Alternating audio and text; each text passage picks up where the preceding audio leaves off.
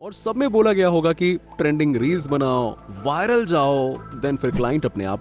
Videos उन सारी videos से अलग होने वाली है क्योंकि ये प्रीमियम मिनी फ्री कोर्स है। क्योंकि इसमें मैं आपको बताऊंगा वो सिस्टम जो नील पटेल अपनी $100 मिलियन की एजेंसी में यूज करते हैं, वो प्राइसिंग साइकोलॉजी जो एडम एरहर्ट फॉर्च्यून 500 कंपनीज को सिखाते हैं, और वो टैक्टिकल फ्रेमवर्क्स जो सक्सेसफुल एजेंसीज एक्चुअली में इंप्लीमेंट करती हैं लेकिन वो कभी यूट्यूब पर शेयर नहीं करती हैं। तो ये कोई typical learn social media marketing वाला वीडियो नहीं है, ये एक कंप्लीट रोड मैप सिस्टम है, स्क्रैच से एडवांस लेवल तक। तो अगर आप अभी भी फ्री कंटेंट बना रहे हो, वायरल होने का वेट कर रहे हो और सोच रहे हो कि कोई तो क्लाइंट मिल जाएगा, तो आज आपकी थिंकिंग फंडामेंटली चेंज होने वाली है। देखो, मैं जानता हूं कि आपने पहले भी 5 से 10 वीडियोस देखे होंगे और उन वीडियोस में आपको एल्गोरिदम एक्सप्लेन किया गया होगा, कंटेंट टिप्स दिए गए होंगे, हैशटैग बताए गए होंगे, लेकिन किसी ने कभी आपको यह बताया कि क्लाइंट्स को एक्चुअली में क्लोज कैसे करते हैं, प्रोफेशनली प्राइसिंग कैसे सेट करते हैं, प्लेटफॉर्म सिलेक्शन स्ट्रैटेजी क्या होनी चाहिए और स्केल कैसे करते हैं बिना टाइम वेस्ट किए? किसी ने बताया? और आज हम ये सारी चीजें कवर करेंगे डीप में। और मैं आपको बता दूं कि ये वीडियो डिटेल्ड होने वाला है और इसे इंप्लीमेंट करना ज्यादातर लोगों के लिए इजी भी नहीं होने वाला है। लेकिन अगर आप सीरियसली सोशल मीडिया मार्केटिंग में करियर बनाना चाहते हो, आप एजेंसी हो, फ्रीलांसिंग हो या बिजनेस स्केलिंग करना चाहते हो, तो ये रोड मैप आपके लिए गेम चेंजिंग होने वाला है। तो बिना टाइम वेस्ट किए लेट्स गेट स्टार्टेड। तो सबसे पहले तो आप ये जान लो कि सोशल मीडिया मार्केटिंग अभी खत्म नहीं हुआ है और ये उतना सैचुरेटेड भी नहीं है जितना लोग सोचते हैं। देखो, 2023 यानी कि 2023 में ये इंडस्ट्री $200 बिलियन की थी और 2030 यानी कि 2030 तक ये $1.2 ट्रिलियन की हो जाएगी। मतलब कि सिर्फ 7 सालों में 5 गुना की ग्रोथ। और इसमें डिजिटल एडवर्टाइजिंग इंडस्ट्री जो कि 2020 यानी कि 2020 में $350 बिलियन की थी, वो 2026 तक मतलब नेक्स्ट ईयर ही $740 बिलियन की हो जाएगी। और आज की डेट में 70% से भी ज्यादा छोटे बिजनेसेस पूरी तरह से डिपेंडेंट हैं सोशल मीडिया पर अपनी मार्केटिंग और सेल्स के लिए। और 2027 तक 80% कंपनीज अपना 50% मार्केटिंग बजट सिर्फ सोशल मीडिया में लगाएंगी। लेकिन यहाँ सबसे इंटरेस्टिंग चीज ये है कि यूएस अकेला हर साल लगभग 6 लाख नए बिजनेसेस बनाता है और इंडिया में ये नंबर और भी ज्यादा है। अब जरा सोच कर देखो, 6 लाख बिजनेसेस, हर एक को चाहिए मार्केटिंग, हर एक को करना है सोशल मीडिया हैंडल। और इसमें सबसे मेन प्रॉब्लम यह है कि ज्यादातर बिजनेस ओनर्स, स्पेशली वो जो अपने 30s, 40s या 50s में हैं, उन्हें सोशल मीडिया का एस भी नहीं पता। उन्होंने अपनी जिंदगी सिर्फ और सिर्फ बिजनेस को समझने और उसे हैंडल करने में लगा दी। उन्हें नहीं पता कि इंस्टाग्राम एल्गोरिदम कैसे काम करता है, टिकटॉक पर वायरल कैसे होते हैं या यूट्यूब शॉर्ट्स को ऑप्टिमाइज कैसे करते हैं, ये उन्हें नहीं आता है। और उन्होंने ये भी रियलाइज कर लिया है कि अगर वो 2025 में भी टीवी एड्स और न्यूज़पेपर पर डिपेंडेंट रहेंगे तो उनके बिजनेस को खत्म होने में ज्यादा समय नहीं लगेगा। तो सवाल ये है कि वो क्या कर रहे हैं? वो आप जैसे लोगों को ढूंढ रहे हैं जो उनके सोशल मीडिया को हैंडल कर सकें, जो उन्हें क्लाइंट लाकर दे सकें, जो उन्हें रेवेन्यू जनरेट करके दे सकें, और इसके लिए वो अच्छा खासा अमाउंट पे करने को रेडी हैं। लेकिन यहाँ ट्विस्ट ये है कि सिर्फ स्किल से काम नहीं चलेगा। मान लो कि आप बहुत अच्छी एडिटिंग सीख गए, बहुत बढ़िया कॉपीराइटिंग सीख गए, फेसबुक पे एड्स रन करना आपको आ गया, लेकिन अगर आपको ये नहीं पता है कि क्लाइंट्स कहां से ढूंढने हैं, क्लाइंट्स को अप्रोच कैसे करना है, क्लाइंट्स को पिच कैसे करना है, प्राइसिंग साइकोलॉजी क्या होती है, रिजल्ट्स कैसे डिलीवर करना है और स्केल कैसे करना है, तो आप आज नहीं तो कल फेल हो जाओगे, गारंटीड। इसीलिए आज का वीडियो पता चले कि एल्गोरिदम गेम क्या होता है, कैसे प्लेटफॉर्म्स आपके कंटेंट को पुश करता है इवन विद 0 फॉलोअर्स। दूसरा, प्लेटफॉर्म मैट्रिक्स क्या होता है, यानी कि कौन से बिजनेसेस के लिए कौन सा प्लेटफॉर्म सही है। तीसरा, स्किल स्टैक्स, एग्जैक्टली कौन से स्किल्स आपको चाहिए और कौन से स्किल्स टाइम वेस्टिंग है। अगला यानी कि 4th नंबर है रिसर्च सिस्टम, कंटेंट आइडियाज कैसे निकालते हैं, उसका 10 by 10 मेथड सीखेंगे। फिर क्लाइंट एक्विजिशन फ्रेमवर्क क्या होता है, यानी कि क्लाइंट्स कहां से आते हैं। और 6th है प्राइसिंग साइकोलॉजी क्या होती है विद 3 टायर प्राइसिंग कन्वर्ट्स। और आखिर में है स्केलिंग ब्लूप्रिंट। तो सबसे पहले समझते हैं फंडामेंटल्स, और मैं प्रॉमिस करता हूं ये जेनेरिक यानी कि what is social media marketing वाला एक्सप्लेनेशन। सबसे पहले आप ये समझो कि सोशल मीडिया मार्केटिंग को सिंपल वर्ड्स में समझें तो सोशल मीडिया यानी कि फेसबुक, इंस्टाग्राम, यूट्यूब, टिकटॉक, ये जैसे प्लेटफॉर्म्स होते हैं ना, और मार्केटिंग का मतलब होता है अपने प्रोडक्ट को एडवर्टाइज करना और सेलिंग करना। मतलब कि सोशल मीडिया प्लेटफॉर्म्स पर अपने प्रोडक्ट, सर्विसेज या बिजनेस की मार्केटिंग करना, इसी को तो कहते हैं सोशल मीडिया मार्केटिंग।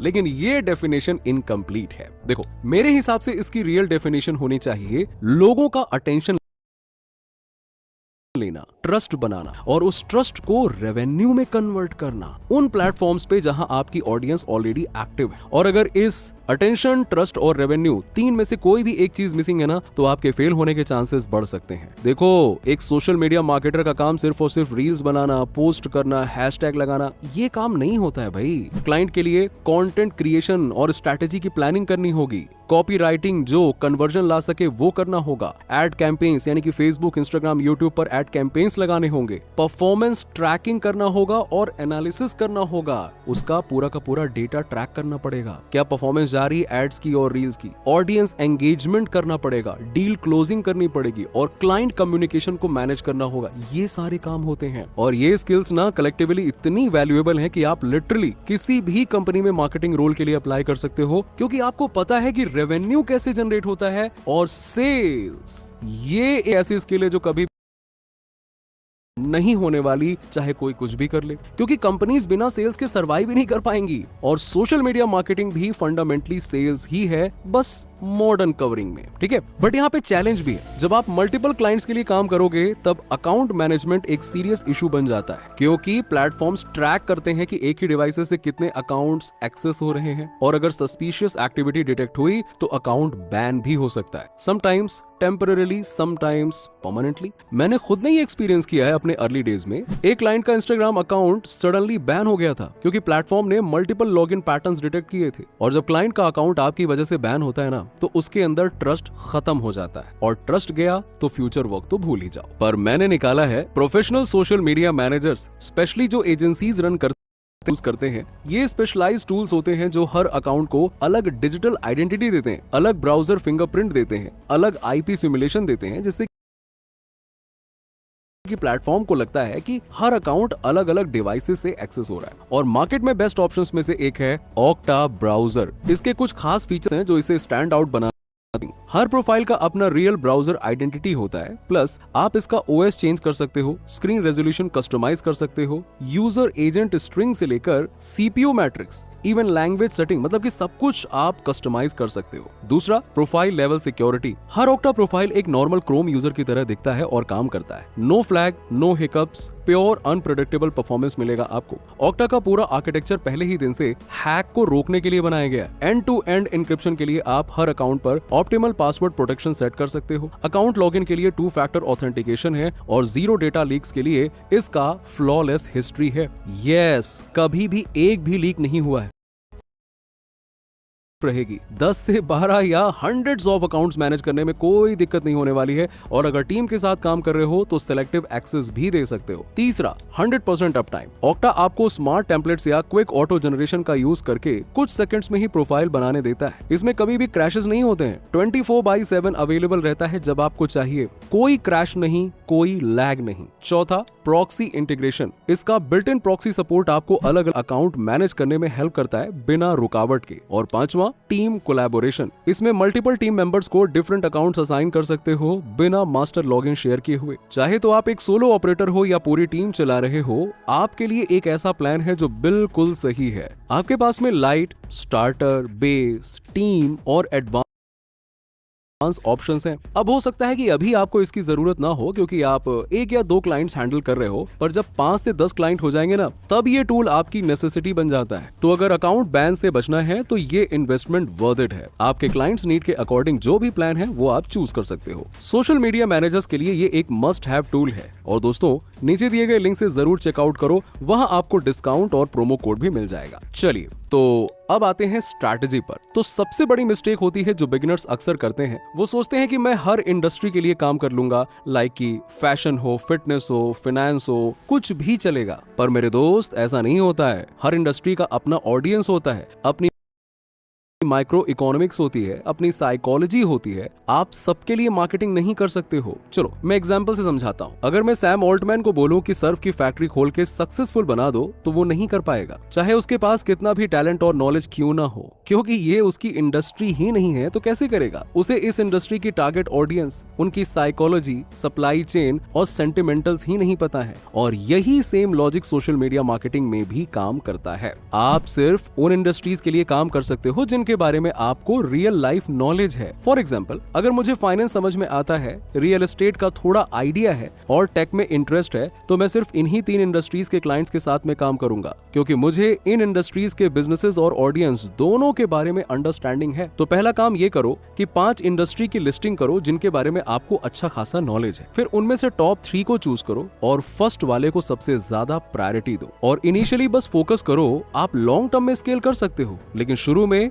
नीच डाउन करो, अपने काम की डेप्थ में जाओ। चलिए अब मैं आपको वो बात बताता हूँ जो ज्यादातर लोगों को नहीं पता होगी। प्लेटफॉर्म चाहते हैं कि आप वायरल हो। जी हाँ, इंस्टाग्राम चाहता है कि आपके रील्स मिलियंस में जाए, यूट्यूब चाहता है कि आपके शॉर्ट्स ट्रेंडिंग में जाएं, टिकटॉक चाहता है कि आपके कंटेंट वायरल हो, क्योंकि एल्गोरिदम को सिर्फ 2 काम करने हैं। ऐसा कंटेंट ढूंढना है जो लोगों को एंजॉय कराए, और उन्हें इतना कंटेंट दिखाना है, यानी कि अपने व्यूअर्स को इतना कंटेंट दिखाना है कि वो प्लेटफॉर्म से चिपके रहें। बस एल्गोरिदम यही करना चाहता है। इसके अलावा प्लेटफॉर्म को कोई फर्क नहीं पड़ता कि आपके 100 फॉलोअर्स हैं या 1 मिलियन फॉलोअर्स हैं। उन्हें सिर्फ ये देखना है कि क्या लोग आपका कंटेंट देख रहे हैं। इसे एक एग्जांपल से समझते हैं। मान लो कि आपके 100 फॉलोअर्स हैं, आपने एक वीडियो पोस्ट किया। इंस्टाग्राम शुरू में 10 लोगों को वो पोस्ट दिखाएगा। अगर वो 10 लोग पूरी वीडियो देख लेते हैं तो प्लेटफॉर्म समझता है कंटेंट तो एंगेजिंग है। अब वो 100 लोगों को और दिखाएगा, फिर 1000 को, फिर 10,000 को। और अगर हर स्टेज पर एंगेजमेंट हाई रहता है तो प्लेटफॉर्म कहता है चलो ये कंटेंट वायरल वर्दी है, इसे दिखाओ हर उस पर्सन को जो इंटरेस्टेड हो सकता है, चाहे वो फॉलोअर हो या फिर ना हो। और यही रीजन है कि कभी कभी 0 फॉलोअर्स वाले लोग भी वायरल हो जाते हैं। आपको याद होगा भूपेंद्र जोगी, या जिसने कहा था एल्विश भाई के आगे कोई बोल सकता है क्या? याद है वो वाला लड़का? या फिर वो लड़की जो बोलती थी I want a man earning 30 lakhs। किसी को नहीं पता था ये इतने फेमस हो जाएंगे, लेकिन कंटेंट एंगेजिंग था, लोग देख रहे थे, तो प्लेटफॉर्म ने उसे और पुश किया और वायरल कर दिया। और इसमें एक और बात, एल्गोरिदम पूरी तरह से डेमोक्रेटाइज्ड हो चुका है। ये फॉलोअर काउंट नहीं देखता है, ये बस एंगेजमेंट देखता है। लेकिन अब आप सोचोगे कि एल्गोरिदम कैसे डिसाइड करता है कि कौन सा कंटेंट किसको दिखाना है? पैटर्न रिकॉग्निशन से। चलो इमेजिन करो 1 लाख लोग यूट्यूब यूज कर रहे हैं और उनमें से आप भी एक हो, और उनमें से 10,000 लोग एग्जैक्टली वही वीडियोस देखते हैं जो कि आप देखते हो। अब एल्गोरिदम नोटिस करता है कि किस वीडियो को ज्यादा लोगों ने देखा और आपने वो मिस कर दिया, फिर वो आपको वही वीडियो रिकमेंड करेगा, क्योंकि अगर 1 लाख लोगों ने वो वीडियो पसंद किया है तो चांसेस हैं कि वो आपको भी पसंद आएगा। और अब एआई के साथ ये चीज और भी प्रिसाइज हो गई है। प्लेटफॉर्म्स अब इतना एक्यूरेट प्रेडिक्ट कर सकते हैं कि आप नेक्स्ट क्या देखोगे। कई बार तो आपको भी पता नहीं होता है, लेकिन एआई को पता होता है। और यही रीजन है कि आप बोलते हो यार यूट्यूब को कैसे पता चलता है कि मैं क्या देखना चाहता था? क्योंकि उन्होंने आपका और आपके जैसे लाखों लोगों का पैटर्न स्टडी किया हुआ है, और एआई ने प्रेडिक्ट कर लिया कि नेक्स्ट आप क्या कंज्यूम करोगे। तो प्लेटफॉर्म को वायरल होने के लिए फॉलोअर्स की जरूरत नहीं होती है। प्लेटफॉर्म को बस चाहिए हाई वॉच टाइम, मतलब लोग पूरा वीडियो देख रहे हैं या नहीं, एंगेजमेंट, लाइक्स, कमेंट्स, शेयर्स आ रहे हैं या नहीं, रिटेंशन यानी कितने लोग वीडियोस को एंड तक देख रहे हैं। और अगर ये तीनों चीजें सही हैं तो प्लेटफॉर्म खुद आपका कंटेंट पुश करेगा, फिर चाहे आपके 0 फॉलोअर्स ही क्यों ना हो। और ये अंडरस्टैंडिंग बहुत इंपॉर्टेंट है, क्योंकि अगर आप ये समझ गए तो आप अपने क्लाइंट्स को गारंटीड रिजल्ट्स दे पाओगे। क्लाइंट को फॉलोअर से ज्यादा रिजल्ट की टेंशन होती है, फॉलोअर्स का क्या करेंगे यार। और आपको उन्हें समझाना होगा कि एल्गोरिदम कैसे काम करता है ताकि ट्रस्ट बिल्ड हो और आपका नॉलेज भी उन तक पहुंचे। चलिए अब मैं आपको एक स्ट्रैटेजी बताता हूं जो कि नील पटेल यूज करता है, और मैंने भी उसे यूज किया हुआ है, और ये सच में बहुत अच्छे से वर्क करती है। और ये स्ट्रैटेजी स्पेशली ट्विटर के लिए है। देखो ज्यादातर लोग क्या करते हैं, वो एक रील बनाते हैं, इंस्टाग्राम पर पोस्ट करते हैं, और अगर वो फ्लॉप हो गई तो इंस्टाग्राम को लगता है कि ये कंटेंट सही नहीं है। लेकिन प्रॉब्लम ये है कि इंस्टाग्राम और इसके जैसे दूसरे प्लेटफॉर्म्स आपकी पोस्टिंग हिस्ट्री ट्रैक करते हैं। जैसे अगर आप बार बार मीडियोकर कंटेंट पोस्ट करते हो जो वायरल नहीं होता है, जिसमें एंगेजमेंट नहीं आती है, तो प्लेटफॉर्म को लगता है कि आप मीडियोकर कंटेंट ही डालते हो। और जब आप फाइनली एक killer piece of content post करते हो, तब भी प्लेटफॉर्म इनिशियली उसको कम लोगों को ही दिखाता है, क्योंकि आपका ट्रैक रिकॉर्ड ठीक है तो आपको वो व्यूज नहीं मिलते हैं जो मिलने चाहिए थे। लेकिन एक्स यानी कि ट्विटर इस मामले में अलग तरीके से काम करता है। एक्स पर आप 10 ट्वीट करते हो जिसमें से 8 फ्लॉप हैं और 2 हिट, तो एक्स आपको पिनलाइज नहीं करता, बल्कि एक्स हर ट्वीट को इंडिपेंडेंटली इवेलुएट करता है। मतलब अगर आपका एक ट्वीट बकवास है और अगला ट्वीट अच्छा है तो उस सेकंड ट्वीट को फुल पुश मिलेगा, उस पे आपकी पास्ट हिस्ट्री से कोई फर्क नहीं पड़ने वाला। और यही रीजन है कि एक्स पर आप जितना चाहे एक्सपेरिमेंट कर सकते हो बिना किसी रिस्क के। तो आपकी स्टेप बाय स्टेप स्ट्रैटेजी कुछ ऐसी होगी। होस्टिंगर की मैनेज्ड वर्डप्रेस होस्टिंग। हमारे CDN, लाइटस्पीड टेक्नोलॉजी और ऑब्जेक्ट कैश के साथ आपकी वेबसाइट चले बिजली सी तेज। स्ट्रैटेजी कुछ ऐसी होगी। स्टेप नंबर 1, एक्स पर मल्टीपल ट्वीट्स पोस्ट करो और हर ट्वीट डिफरेंट हुक्स, एंगल्स और फॉर्मेट में होने चाहिए और टेक्स्ट बेस्ड कंटेंट जल्दी बनता है तो मास टेस्टिंग इजी रहती है। स्टेप नंबर 2, अब देखो कि कौन से ट्वीट्स ने एंगेजमेंट जनरेट की है। टॉप 10 to 20% को आइडेंटिफाई करो। स्टेप नंबर 3, उन विनिंग ट्वीट्स को वीडियो में कन्वर्ट करो और फिर इंस्टाग्राम, फेसबुक, यूट्यूब, टिकटॉक पर पोस्ट करो। इससे होता क्या है कि आप पहले ही टेस्ट कर चुके हो कि कौन सा कंटेंट ऑडियंस को पसंद आएगा, और अब जब आप दूसरे प्लेटफॉर्म्स पर पोस्ट करोगे तो चांसेस ऑफ वायरलिटी बहुत ज्यादा हो जाती है। और नील पटेल एग्जैक्टली यही करता है। वो पहले एक्स पर टेस्ट करता है, विनर्स को आइडेंटिफाई करता है, फिर बाकी के प्लेटफॉर्म्स पर उसे डिस्ट्रीब्यूट कर देता है वीडियो के फॉर्म, जिसकी वजह से आज उसके कई सारे मिलियन फॉलोअर्स हैं अलग अलग प्लेटफॉर्म्स पर। यह स्ट्रैटेजी ज्यादा कॉमन नहीं है क्योंकि ज्यादातर लोग ये सोचते हैं एक्स का काम ही नहीं है, एक्स का क्या काम है। लेकिन रियलिटी में एक्स अपने कंटेंट को टेस्ट करने का सबसे सही प्लेटफॉर्म है। तो अगर आप अपने क्लाइंट्स के लिए कंटेंट बना रहे हो तो पहले एक्स पर टेस्ट करो, फिर विनर्स को स्केल करो। अब मैं आपको वो इनसाइट बताता हूं जो इंडस्ट्री को फंडामेंटली चेंज कर रहा है। जैसे कि मैंने बताया कि सोशल मीडिया अब एक सर्च इंजन बन चुका है और डेटा के हिसाब से 75% से ज्यादा सर्चेस सोशल मीडिया प्लेटफॉर्म्स पर हो रही हैं। मतलब कि जेनजी लोग जो 13 से 25 साल के हैं वो गूगल नहीं खोलते, वो यूट्यूब, इंस्टाग्राम या टिकटॉक पर ही सब कुछ ढूंढ लेते हैं। तो इसका मतलब ये हुआ कि अगर आप सिर्फ वायरल कंटेंट बना रहे हो तो आप सिर्फ 20% अपॉर्चुनिटीज कैप्चर कर रहे हो, बाकी की 80% अपॉर्चुनिटी सर्च ऑप्टिमाइजेशन में है। और ज्यादातर लोगों को ये पता ही नहीं है कि सोशल मीडिया प्लेटफॉर्म्स पर एसईओ करना कितना जरूरी है। तो आंसर द पब्लिक नाम का एक टूल है जो कि कंप्लीटली फ्री है। उस पर जाओ, अपनी इंडस्ट्री का कीवर्ड डालो और वो आपको बताएगा कि उस कीवर्ड से रिलेटेड सबसे ज्यादा कौन सी क्वेरीज सर्च हो रही हैं इंस्टाग्राम पर, यूट्यूब पर और टिकटॉक पर। तो आप कंटेंट बना सकते हो जो कि वायरल हो सकता है अगर एंटरटेनिंग हो तो, और दूसरा सर्च से ट्रैफिक भी ला सकते हो अगर सही से ऑप्टिमाइज्ड हो तो। और सर्च ट्रैफिक का बेनिफिट एवरग्रीन है। मतलब समझो, अगर आपकी रील वायरल हुई तो क्या होगा, 2 से 3 दिन में आपकी रीच खत्म। पर अगर आपकी वीडियो टॉप सर्चेस में रैंक करती है तो वो 6 महीने, 1 साल या 2 साल तक ट्रैफिक ला सकती है। तो अगर आप क्लाइंट्स के लिए काम कर रहे हो तो ये अप्रोच जरूर फॉलो करना। 30% कंटेंट वायरल के लिए और 70% कंटेंट सर्च के लिए। ये बैलेंस ज्यादातर लोगों को नहीं पता होता है और यही तो आपको कंपटीशन से अलग करेगा, है ना। चलिए अब मैं आपको वो फ्रेमवर्क बताता हूं जो फॉर्च्यून 500 कंपनीज यूज करती हैं। एडम अरहर्ट जो कि टॉप मार्केटिंग कंसल्टेंट हैं, उन्होंने इसे मार्केटिंग मास्टर प्लान का नाम दिया है और इसमें 5 M's हैं। पहला M है मॉडल, यानी कि आप क्या प्रोडक्ट सेल कर रहे हो। दूसरा मार्केट, मतलब कि आपकी टारगेट ऑडियंस कौन सी है, आप किसको सामान बेचना चाहते हो। तीसरा मैसेज, मतलब वो क्यों आपका प्रोडक्ट लेंगे, उन्हें क्या मिलेगा आपका प्रोडक्ट चूज करके सभी कंपटीशन से ऊपर। चौथा मीडिया, आप उन्हें कहां रीच करना चाहते हो, सोशल मीडिया फीड पर, टीवी पर, न्यूज़पेपर में या फिर ईमेल पर। और पांचवा है मशीन, आप उन्हें कैसे कन्वर्ट करोगे अपने कस्टमर्स में। देखिए ज्यादातर लोग रैंडमली और डायरेक्टली एक मीडिया प्लेटफॉर्म चूज कर लेते हैं और उस पर एड चलाने लगते हैं,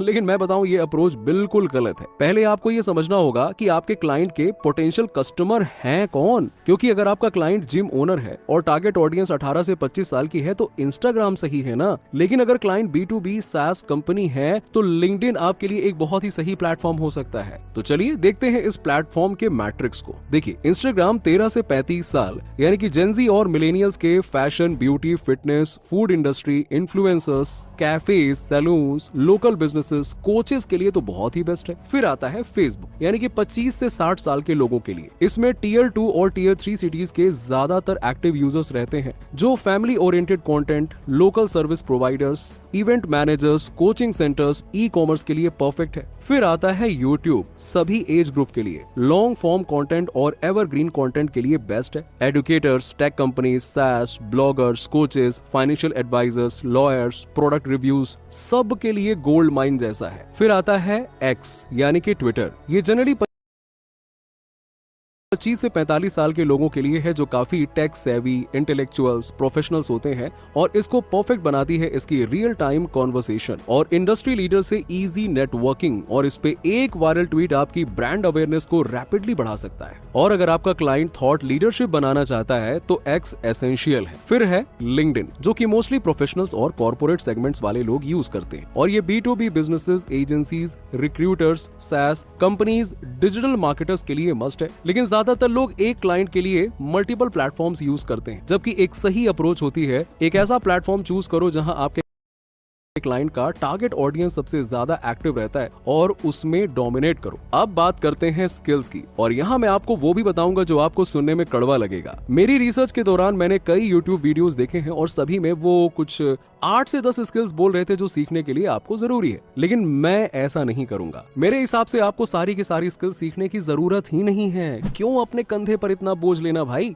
आपको स्ट्रैटेजिक स्किल स्टैक्स करने की जरूरत है। चलिए मैं आपको एक एग्जांपल से समझाता हूँ। मान लीजिए कि आप एक रेस्टोरेंट ओनर के लिए काम कर रहे हैं, उन्हें चाहिए इंस्टाग्राम ग्रोथ और फुटफॉल, दैट्स इट। और इसके लिए जरूरी स्किल्स होंगी जैसे कि कंटेंट क्रिएशन, मतलब आपको एंगेजिंग रील्स बनानी आनी चाहिए। कॉपी राइटिंग, यानी कि उन रील्स का कैप्शन भी उतना ही एंगेजिंग होना चाहिए। बेसिक एडिटिंग, ताकि आप खुद ना करो तो एटलीस्ट किसी को गाइड तो कर पाओ। डिजाइनिंग, विजुअल कंटेंट हर फील्ड के लिए जरूरी होता है। पोस्ट, स्टोरीज, थंबनेल्स, सब कुछ विजुअली एंगेजिंग होना चाहिए और लोकल SEO की अच्छी अंडरस्टैंडिंग होनी चाहिए। और इसके लिए आपको एडवांस्ड फेसबुक एड सीखने की भी जरूरत नहीं है। प्रॉम्प्ट इंजीनियरिंग की भी जरूरत अभी नहीं है। देखो, स्किल्स स्टैकिंग का रूल बड़ा सिंपल सा है। क्लाइंट की नीड के हिसाब से स्किल सीखो। पहले से ही सब कुछ सीखने की कोशिश मत करो। क्या करोगे सब कुछ सीखकर? लेकिन इसमें कुछ स्किल्स ऐसी भी होती हैं जो आपको हर जगह पे काम आएंगी, जैसे कि कॉपी राइटिंग, ह्यूमन साइकोलॉजी को समझना और डेटा एनालिसिस करना। ये स्किल्स आपको हर टाइप के क्लाइंट को हैंडल करने में हेल्प करेंगी। बाकी स्किल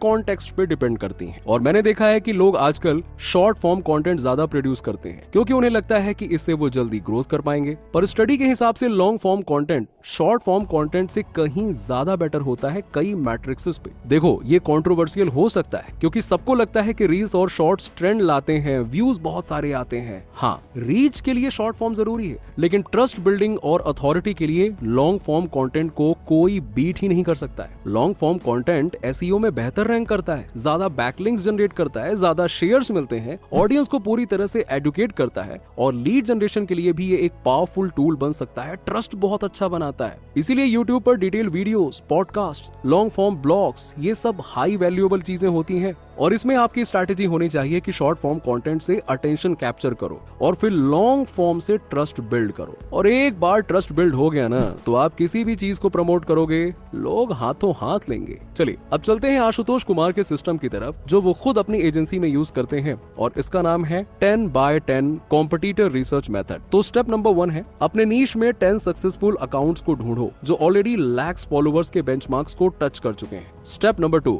हर अकाउंट से 10 बेस्ट परफॉर्मिंग पोस्ट निकालो, मतलब कि वो पोस्ट जो सबसे ज्यादा लाइक्स, कमेंट, शेयर्स, व्यूज लेकर आए हैं। और अब है स्टेप नंबर 3, अब आपके पास में 100 कंटेंट आइडियाज हैं। 10 accounts into 10 post reach, 100 content ideas. अब आपको इन आइडियाज को कॉपी नहीं करना है, नहीं, आपको इनके structure, hook, editing style, psychology को एनालाइज करना है। फॉर एग्जांपल, अगर किसी फूड ब्लॉगर की रील वायरल हुई है जिसमें उन्होंने slow motion food shots use किए हुए हैं और थोड़ा सा ड्रामेटिक म्यूजिक डाला हुआ है, तो आप ये टेक्निक अपने क्लाइंट्स के लिए यूज कर सकते हो। या फिर किसी फाइनेंस इन्फ्लुएंसर ने एक कॉम्प्लेक्स कॉन्सेप्ट को किसी सिंपल एनालॉजी से एक्सप्लेन किया है और वो वायरल हो गया, तो आप भी similar story telling style use कर सकते हो अपने कंटेंट में। इसे कॉपी करना मत समझना, ये इंस्पिरेशन लेकर इनोवेट करना कहलाता है। पिकासो ने कहा था, good artist copy, great artist steel, मतलब कि ग्रेट आर्टिस्ट कॉन्सेप्ट चुराते हैं, एग्जीक्यूशन नहीं। और इस मेथड का बेस्ट पार्ट ये है कि आप सोशल ब्लेड जैसे टूल से कॉम्पिटिटर्स का एनालिटिक्स भी देख सकते हो। इसमें कौन से दिन पर ज्यादा फॉलोअर्स आए हैं, कौन सी पोस्ट पे स्पाइक क्रिएट किया हुआ है, और ये सब कुछ विजिबल होता है। और इसके अलावा आंसर द पब्लिक टूल का यूज करो कीवर्ड रिसर्चिंग के लिए, और वो आपको बताएगा कि लोग कौन से क्वेश्चन सर्च कर रहे हैं। तो कुल मिलाकर आपकी फाइनल कंटेंट स्ट्रैटेजी ये बनी है कि 30% वायरल फोकस्ड कंटेंट, यानी कि trending topics, hooks, entertainment, 40% search optimised content, यानी कि कीवर्ड्स और एवरग्रीन वैल्यूज, और बचा हुआ 30% कन्वर्जन फोकस फोकस्ड कंटेंट, मतलब कि ऑफर्स, टेस्टिमोनियल्स, CTAs, और ये मिक्स सबसे ज्यादा इफेक्टिव है। और सही बताऊं, ये कोई थियरी की बात नहीं कर रहा हूं मैं, इसका हर एक स्टेप, हर एक स्ट्रैटेजी डेटा बैक्ड है। I will start posting content when I am more ready, when my setup is absolutely great, and when I have a lot of clarity about my business. That's bagged है। Okay, चलिए अब आते हैं video के सबसे जरूरी part पर। Skill सीख लिया, कंटेंट बनाना आ गया, प्लेटफॉर्म समझ लिया, लेकिन क्लाइंट्स कहां से आएंगे? यहाँ पे 90% लोग फेल हो जाते हैं क्योंकि उन्हें लगता है कि सिर्फ स्किल्स ही काफी हैं। और इसी पर ग्रे वैनरचक कहते हैं, great marketing is all about telling your story in such a way that is compels people to buy what you are selling. चलिए अब बात करते हैं क्लाइंट कैसे ढूंढना है। मेथड नंबर 1, इंडीड और ट्विटर्स जॉब सर्च। इंडीड पर जाओ, सोशल मीडिया मार्केटिंग सर्च करो, अपने सिटी का नाम डालो, आपको 100 से ज्यादा बिजनेसेस दिखेंगे जो सोशल मीडिया के लिए किसी बंदे को ढूंढ रहे हैं। या फिर ट्विटर पर जाओ और टाइप करो हायरिंग फॉर फेसबुक एड्स या लुकिंग फॉर कंटेंट क्रिएटर्स, आपको रियल टाइम लीड्स मिल जाएंगी। Method number 2, DM strategy. बस इंस्टाग्राम पर जाओ, हैशटैग सर्च करो, हैशटैग फैशन, हैशटैग फिटनेस, जो भी आपकी नीश हो उसे सर्च करो, रील सेक्शन में जाओ और देखो कौन से ब्रांड का कंटेंट वीक लग रहा है, उनकी प्रोफाइल को थोड़ा एनालाइज करो, गैप्स को आइडेंटिफाई करो और फिर उन्हें डीएम करो।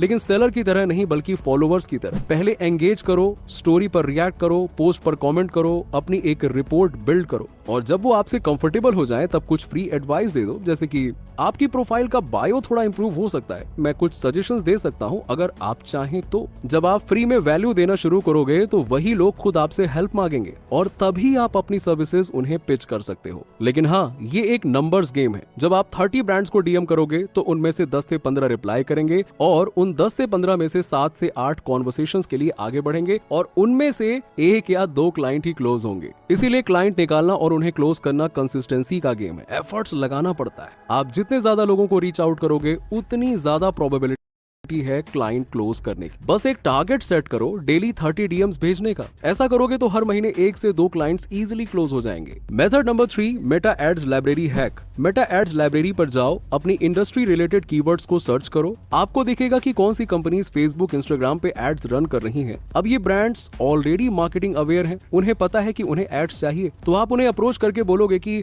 मैंने देखा था कि आपके एड्स रन हो रहे हैं, पर अगर आपको ऑर्गेनिक ग्रोथ भी चाहिए तो मैं उसमें आपकी हेल्प कर सकता हूँ। और ऐसे क्लाइंट्स को क्लोज करना और भी आसान होता है क्योंकि वो पहले से ही उस चीज में पैसा इन्वेस्ट कर रहे हैं और वो अवेयर है कि हाँ, इससे फायदा होता है। और मेथड नंबर 4 है पर्सनल ब्रांडिंग। ये थोड़ा लॉन्ग टर्म स्ट्रैटेजी है बट वेरी पावरफुल है। इसमें आपको अपने लिए कंटेंट बनाना है। लिंक्डइन पर थॉट लीडरशिप पोस्ट करना हो गया, ट्विटर पर इनसाइट शेयर करना हो गया या यूट्यूब पर केस स्टडीज कवर करना हो गया। ऐसे करके जब आप खुद विजिबल होते हो तो क्लाइंट्स आपके पास में आते हैं और आपके पास इनबाउंड लीड्स आना शुरू हो जाती हैं। ऐसा भी हो सकता है कि इनिशियली आपको थोड़ा आउटबाउंड करना पड़ेगा डीएम्स और कोल्ड ईमेल्स के थ्रू, पर इवेंचुअली इनबाउंड को टारगेट करो। और एक बार अथॉरिटी बिल्ड होने के बाद में ना आपकी प्राइसिंग पावर भी बढ़ जाती है। और जब आप ये सब मेथड्स यूज करके मल्टीपल क्लाइंट्स हैंडल करने लगोगे ना तो अकाउंट मैनेजमेंट आपके लिए सबसे जरूरी हो जाएगा। तो उसके लिए मैंने आपको ऑलरेडी ऑक्टा ब्राउजर बता ही दिया है। और जब 5 या उससे ज्यादा क्लाइंट्स हो जाएं तो उसे कंसिडर करना आपके लिए प्रॉफिटेबल साबित हो सकता है। और अकाउंट बैन से बचना है तो ये छोटी सी इन्वेस्टमेंट वर्थ इट है। प्लस ये आपका प्रोफेशनल सेटअप भी मेंटेन करता है। और ये सारे मेथड्स कंबाइन करो एक डाइवर्सिफाइड अप्रोच के लिए। किसी एक मेथड पर डिपेंड मत करो, सभी को एक साथ स्टार्ट करो इनिशियली, फिर देखो कि कौन सा आपके लिए बेस्ट काम कर रहा है और वहां पे डबल डाउन करो। और रही बात प्राइसिंग की, तो चलिए अब उसको भी थोड़ा डीप में समझते हैं। यहाँ पे हम देखेंगे प्राइसिंग साइकोलॉजी और बिहेवियरल इकोनॉमिक्स आपके फ्रीलांसिंग करियर में कैसे काम करता है। देखो, बिगिनर्स अक्सर क्या करते हैं, क्लाइंट्स पूछता है सर आपका चार्ज कितना है, और वो सीधा एक नंबर बोल देते हैं। पर सही बताऊं, ये प्रोफेशनल अप्रोच बिल्कुल भी नहीं है, क्योंकि आप क्लाइंट को कंपेयर करने का मौका ही नहीं देते हो। एक स्मार्ट स्ट्रैटेजी होती है, कभी भी सिंगल ऑप्शन मत दो, हमेशा 3 पैकेजेस ऑफर करो। क्योंकि जब सिर्फ एक ऑप्शन होता है तो क्लाइंट सोचता है लूं या ना लूं, लेकिन जब 3 ऑप्शंस होते हैं तो थॉट प्रोसेस बदल जाता है, कौन सा पैकेज लूं ये सोचने लगता है। इस कॉन्सेप्ट को कहते हैं चॉइस आर्किटेक्चर, जिससे आपको क्लाइंट के डिसीजन मेकिंग प्रोसेस पर बेटर कंट्रोल मिलता है। यूजुअली लोग मिडिल पैकेज को प्रेफर करते हैं क्योंकि वो वैल्यू फॉर मनी लगता है और इसी साइकोलॉजी के बेस पर आप अपने पैकेजेस डिजाइन कर सकते हो, बेसिक, स्टैंडर्ड और प्रीमियम, जिसमें मिडिल वन बैलेंस्ड लगे। अब जब आप क्लाइंट के साथ में काम करने लगते हो तो सबसे पहले फोकस होना चाहिए रिजल्ट्स और क्लाइंट सेटिस्फैक्शन पर। कुछ इनिशियल प्रोजेक्ट्स में आप अपनी पोर्टफोलियो बिल्डिंग पर ध्यान दो, फीडबैक लो और उन टेस्टिमोनियल्स को यूज करो क्रेडिबिलिटी बनाने में। वंस आपके पास में प्रूफ ऑफ रिजल्ट्स आ जाएं तो आप कॉन्फिडेंटली अपनी प्राइसिंग को प्रोफेशनल लेवल तक स्केल कर सकते हो। और यही तो रियल ग्रोथ है, जब आपका वैल्यू और कॉन्फिडेंस दोनों इंप्रूव करते हैं। और जब आप कंसिस्टेंटली मल्टीपल क्लाइंट्स के साथ में काम कर रहे हो तब आपके पास में दो ऑप्शंस होते हैं। पहला, अपने एग्जिस्टिंग क्लाइंट्स को एक्स्ट्रा सर्विसेज ऑफर करना यानी कि अपसेलिंग करना, और दूसरा, वर्कलोड मैनेज करने के लिए टीम एक्सपेंड करना। दोनों अप्रोच आपको हेल्प करते हैं अपने फ्रीलांसिंग बिजनेस को सस्टेनेबली ग्रो करने में बिना अनरियलिस्टिक इनकम क्लेम्स के। और method number 3, build a funnel. ये मेथड थोड़ा एडवांस है लेकिन कई में गेम चेंजर साबित हुआ है। एडम एरहर्ट का केस फनल यूज करो। स्टेप नंबर 1, ट्रैफिक, यानी कि सबसे पहले अटेंशन ग्रैब करो। इंस्टाग्राम पोस्ट, रील्स या एड्स जो भी हो, लोग रुकने चाहिए, दैट्स इट। क्योंकि बिना नजर आए आप ट्रस्ट बिल्ड नहीं कर सकते हो। स्टेप नंबर 2, ऑप्ट इन पेज। अब उनको कुछ ऐसा दो ना जो उनके लिए वैल्यूएबल हो, फ्री गाइड, चेकलिस्ट या चीट शीट, बस ऐसा कुछ जो उनकी। ये स्टेप उन्हें आपके इकोसिस्टम में लाता है। स्टेप नंबर 3, अथॉरिटी वीडियो, मतलब आपके टोन में, आपके स्टाइल में एक वीडियो उन्हें भेजो जो दिखाए कि आप इस नीश के एक्सपर्ट हो। ये आपके ऊपर उनका ट्रस्ट बिल्ड करने में हेल्प करेगा, क्योंकि जब तक ट्रस्ट नहीं बनेगा सेल्स नहीं आएगी। Step number 4, application form. अब सबको इनवाइट नहीं करना है, सिर्फ सीरियस लोगों को ही इनवाइट करना है। एक फॉर्म जिसमें आप उनसे सिर्फ पूछते हो, आर यू रेडी? इससे आप लोगों को प्री क्वालिफाइड करते हो और आपका टाइम वेस्ट नहीं